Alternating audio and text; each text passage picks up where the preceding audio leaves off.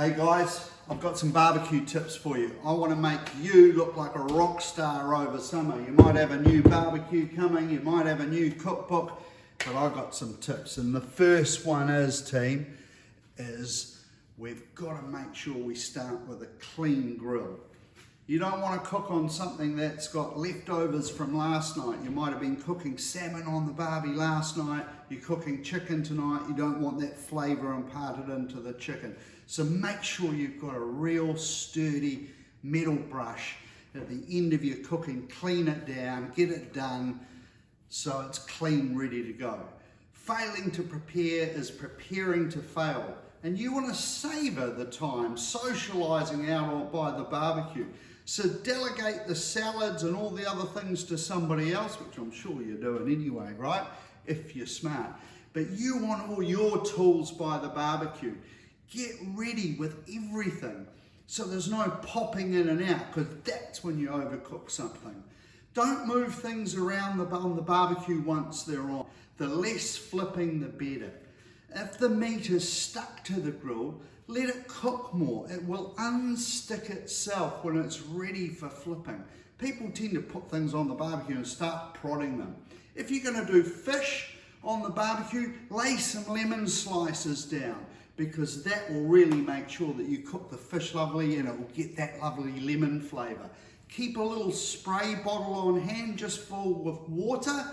So if you get a little flare up, you can just go shh and be the fire brigade and cool it down. I like to have an onion cut in half. I stick a fork into the onion, and then if I'm cooking in batches, let's say I've cooked some fish on the lemon, the fish has come off, that's my entree now, I'm going to cook some steak.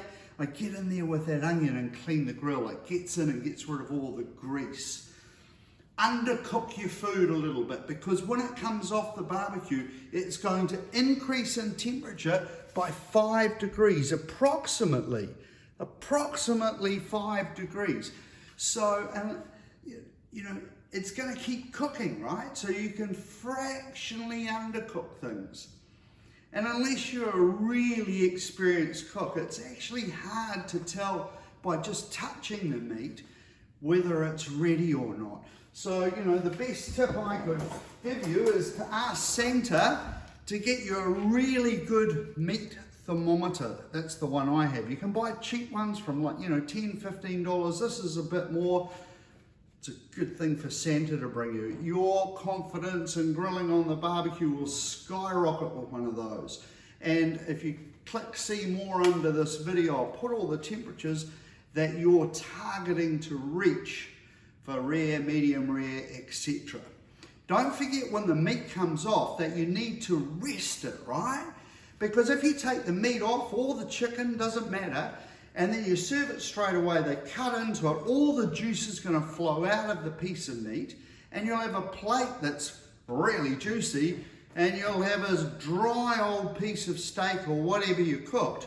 But if you allow it to rest, once it comes off the barbecue, all that juice will redistribute within the piece of meat, and when you cut it, it will stay in there, and then you'll have that juicy piece of meat. If you've got a thin piece of steak, you probably only need to rest it for 5 minutes. If you're cooking a really decent sized piece of meat, you might want to rest it for a good 15, maybe even 20 minutes. That will ensure that you have that juicy piece of meat and the juices have redistributed into your steak, and you're going to be a rock star. You do not want to hear somebody going, the meat's dry, right? That is an epic fail. So, you know, the meat thermometer, so you get it off at the right temperature and allow it to rest. And remember, the bigger the piece, the longer you should rest it. Another mistake people make is that they overcrowd the barbecue. Cook in batches is a really good idea. And also being able to moderate the cooking.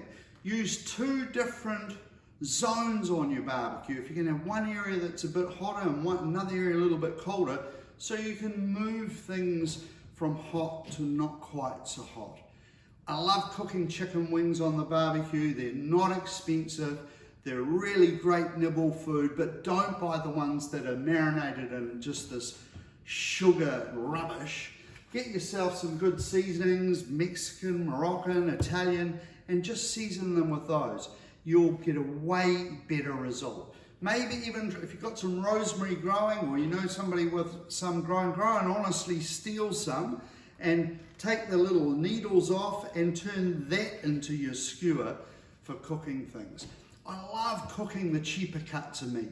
They've got more fat on them, and that equals flavour, right? One tip I give to you if you're going to cook those sort of cheaper cuts with the fat on is serve them with pickled vegetables or even sauerkraut, because the acidity will help cut through that fat, and people will love the cheaper cut even more. And the cheaper cuts just have way more flavour. Don't oil your barbecue. Oil your food just beforehand. Just a little drizzle of oil on, rub it on. Your best friend to cooking meat on a barbecue is that the meat is dry. So use a paper towel and dry it off, and then just a little bit of oil, and then really season it. Like really season it. Don't mess around. Make sure you've got a good seasoning salt. I love Murray River salt. Like really give it a good seasoning of salt and pepper. You know, the only ingredient that really matters, apart from the quality of what you're putting on the barbecue, is that you've got time. And letting your meat get to room temperature is going to add a lot. Because if you put a cold piece of meat onto your barbecue, you're not going to get as good a result. And I don't mean taking it out out of the fridge 20 minutes before you're cooking it. I mean like 3 hours before you cook it, so it really gets to room temperature. And then you dry it off with a paper towel, you drizzle just a touch of olive oil in, rub it on, season it heavily with salt and pepper, because remember, some of it's going to come off and stay on the grill when it comes off. Don't flip things too much. If you're cooking big cuts of meat, then I reckon like a tray of water in there, especially if you've got a barbecue with a lid that you can put on. That water is going to help keep things just a little bit more moist, and you'll have a better result at the end of the day. Well, I hope that's a couple of tips that you like and makes you look like a rock star over summer. Happy days, everybody, and thank you for watching.